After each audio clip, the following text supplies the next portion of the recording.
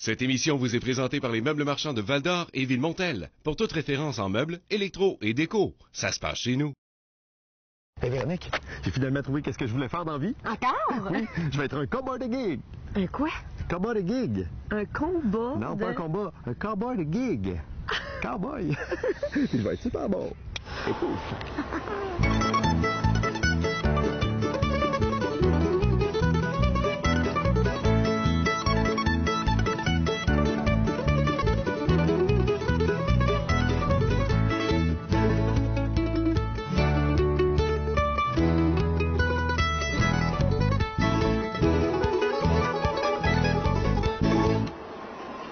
Cette semaine à l'émission, on sera à Rouyn-Noranda rencontrer les festivaliers d'Ossisco en Lumière. Je vais faire un tour au marché public du Vieux-Noranda et je mange du bon manger.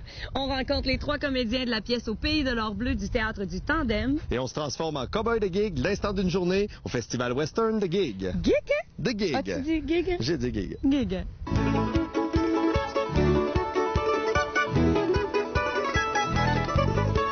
Véronique, j'ai une excellente charade pour toi. On cherche un événement. OK. Mon premier est un festival, mon deuxième est western et mon troisième est de gig. Je sais pas, le Festival Western de Gig. T'es super bonne. Mais là, si tu veux venir avec moi, il va falloir mettre un habit de circonstance.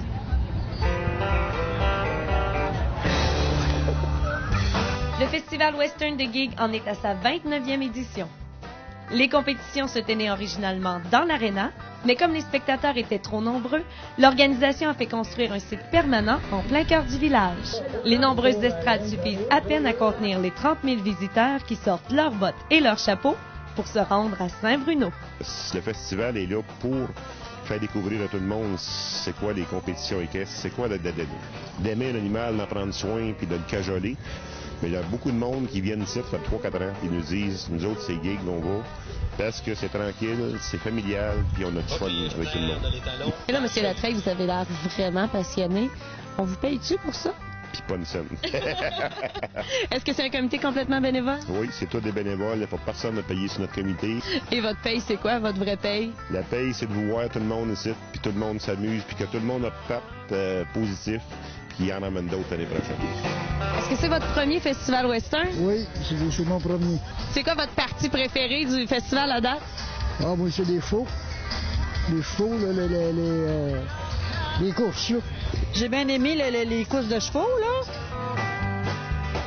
Malgré les spectacles musicaux, le bingo, les jeux pour enfants et la parade, ce sont tout de même les compétitions qui passionnent le plus les festivaliers. Des épreuves comme le tir de chevaux lourds, le slalom et la course à relais se succèdent pendant 2 jours de compétition. Les cavaliers qui se disputent les honneurs sont âgés d'aussi peu que 8 ans jusqu'à l'âge vénérable de 72 ans. Et comment ça se passe à date? J'adore ça. C'est un des meilleurs rings au Québec, selon moi. J'ai fait 5 titres. J'ai fait d'autres rings au Québec. Puis ici, là, wow. L'ambiance est bonne. Le ring est bon. Les gens sont sympathiques. C'est super le fun. Ça fait combien de temps que vous faites ça, M. Laure? 38 ans. Même à 72 ans, vous arrivez à compétitionner contre des jeunes de 20-30 ans? Oui. Faux. Est-ce que vous avez déjà remporté des prix? Oui. Oh, oui. Je gagne assez souvent. La semaine passée, j'ai gagné à Mont-Laurier, le lac des Écorces. J'ai gagné la compétition de Barrium. Qu'est-ce que ça donne dans un village comme le vôtre d'avoir un événement de la sorte? Écoute, ça partant, c'est sûr qu'on met le village à map. Tout le monde parle de Saint-Bruno de Gig. On entend parler même à Saint-Tite. Il y a beaucoup de monde qui nous en parle. C'est une fierté pour le village. C'est une fierté pour le Témiscamingue. Puis au niveau touristique, que ce soit l'Abitibi-Témiscamingue, c'est du monde nouveau que ça nous emmène. C'est des nouveaux sous. Si on parle du rodéo comme tel, on a des champions du monde qui nous viennent du Texas, qui nous viennent du Brésil, du Venezuela, Canadiens, de l'Ouest, puis du Québec. Je pense que c'est le premier que j'ai vu beau de même. Tu sais, l'action, puis que les riders nous donnent un show. Fait que ça promet à soir, regarde, je pense que ça va être l'enfer. Et là, le rodéo ce soir avec les taureaux, est-ce que ça vous impressionne? Très bon. C'est pour ça que je viens ici. Les chevaux sauvages et les taureaux, c'est pas mal la partie préférée. Le spectacle est vraiment grandiose. C'est le soir, surtout, là, les spectacles, c'est à ne pas manquer. C'est vraiment le fun. Donc, vous attendez le rodéo puis les gros taureaux. Ah oui, absolument. Là, on est assis proche. C'est ça qu'on veut voir, puis on va y voir de proche. Depuis 3 ans, le festival offre un spectacle époustouflant avec la présentation de 2 soirées de rodéo. Le défi des cow-boys, tenir au moins 8 secondes sur un taureau déchaîné. N'ayez crainte, aucun mauvais traitement n'est réservé aux bêtes. L'animal tente simplement de se débarrasser d'une corde installée autour de sa taille. Mais qui sont les cow-boys assez courageux ou fous pour relever le défi? I began to ride bulls actually when I was in Australia. And I was working at a farm there, and they had bucking bulls there, and I always wanted to do it, and I did it, and I liked it after that. It takes a special kind of bull. They're a Brahma cross bull. So if you look at them, they have little humps in them. They don't look like your regular farm bulls. They don't look like Charolais or Holsteins or Herefords. They're bred to buck. So their fathers were bucking bulls, their grandfathers were bucking bulls, and it's been passed down the line.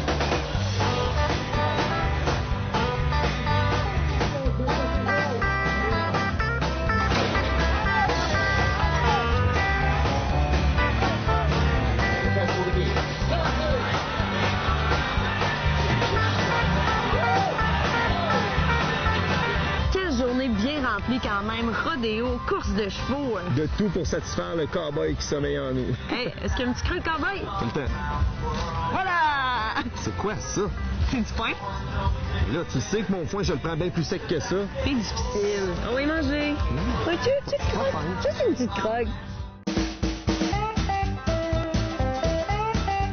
On est sur la rue Dénommée à Saint-Bruno-de-Guigue et j'ai encore un beau 2 $ à investir. On va voir qu'est-ce qu'on peut trouver. Hey! C'est quoi votre nom? Carole. Enchanté, Carole. J'ai 2 $ à investir, donc je peux faire un tour pour voir qu'est-ce que vous avez? Oui, on a des bons prix aujourd'hui. Qu'est-ce que c'est, ça? Ça, c'est un petit outil, là, parfait pour monsieur débutant. On dirait qu'elle vient de me décrire. C'est neuf? OK. Fait que quand vous l'avez acheté, il manquait déjà un morceau? Ah, peut-être. Est-ce que je peux l'essayer? Oui. OK. Oh, c'est peut-être moi qui sais pas comment... Oh. Quand t'as pas d'électricité, justement, je pense qu'on peut s'en servir pour visser. Mais je trouve ça vraiment intéressant. Combien vous demandez pour ça? C'était 5 $, ça. Est-ce qu'il y a moyen peut-être de marchander un peu? Bien sûr. Donc? Pour 2 $, c'est vendu. 2 $ et affaire conclue. Bonne affaire. Ouais.